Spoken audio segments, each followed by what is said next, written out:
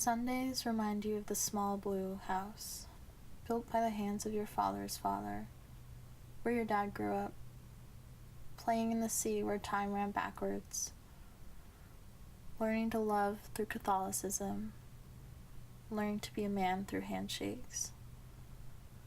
Feelings muffled and mumbled on a New York commuter rail, leaving Greenwich Village, and building a force field of stubbornness, is how love was spoken from your father's mouth, with connection becoming self-surveillance.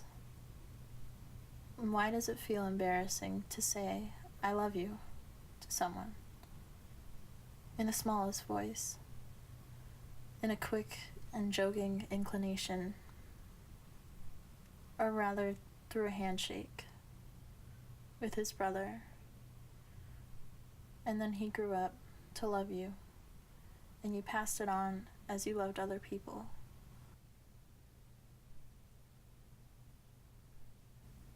In middle school, the book your parents bought in the 90s about sex only has one page about people like you. Because maybe possibly, at some point, you'll have a friend whose cousin's uncle is gay. And at the same time, you want to connect with girls wondering, "Are you there, God? It's me, Margaret."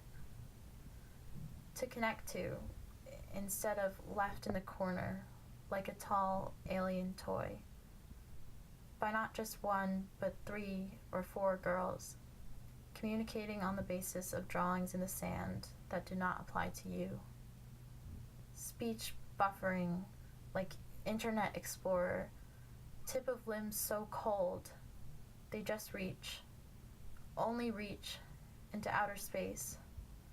Space cadet, your mind is like a magnet, repel, never attach, never touch the sun without being burnt.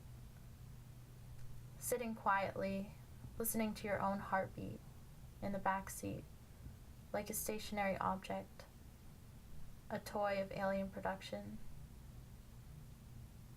High school is easier, yet something is missing that you don't find when you drive off to college, trying to mimic connections and reconstruct your anatomy and imagine a creation of yourself that feels true. But college can't change the way that you feel. Words that drop and scrape the pavement, incorrect and buffering, hollow, like a tin can floating in space, waiting for transmissions from a minimum wage earthling who volunteers at NASA. Wet circuit board, dismembered from electrical currents. But then you text her one Friday night, and you feel for a second like you're planted back on Earth.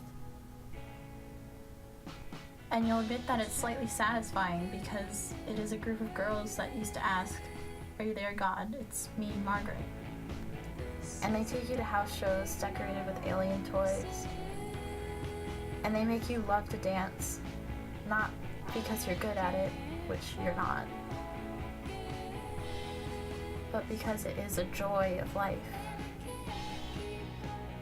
And you're reminded that there are things to talk about, and more importantly, that you have things to talk about.